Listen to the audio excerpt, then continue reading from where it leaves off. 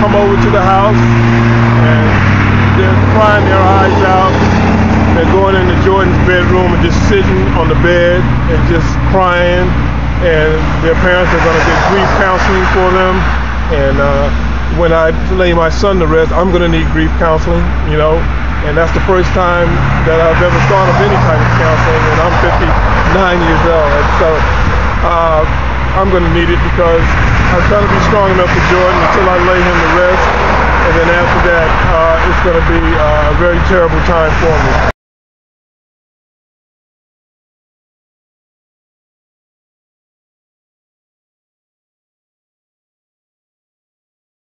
Remember this day. Remember what it stands for, and the gun violence has to stop, and that's what I'm going to be an advocate of, the gun violence.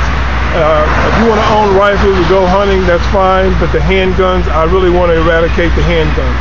And I'm going to, you know, any group that want to contact me, I want to be there too, you know. I don't want to be used by anybody, but I just want to know that I have a heartfelt thing about guns. I just don't think that handguns should be given to people, because anytime they have a moment that they're not thinking correctly, it's so easy for you to put your hand under your seat or put your hand in your glove compartment, and then there's violence and there's death, and there's years and years of violence, you know, because the people that you hurt, they want to go out and hurt other people.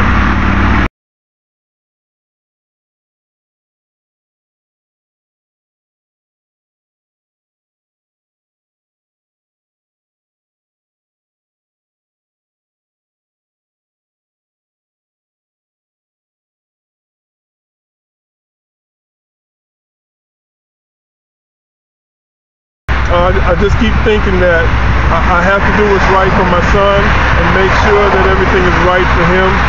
And somewhere in my mind, I just keep thinking that he's coming back, and he's coming through that door at night. I wake up about every half hour, every hour, and anytime I hear keys jingling or anything that I think sounds like him opening the door, I wake up and I look downstairs. And sometimes I go in his room and I just sit, you know, and I look at all the pictures, you know, from the time he was a baby.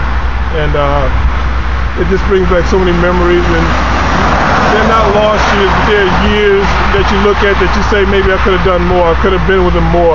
Every hour that you lost that you wasn't with him, you feel like you wanted those back also. So I truly love my son. My son has taken a piece of me with him. I am not the same person that I was, because the person I was Jordan's dad.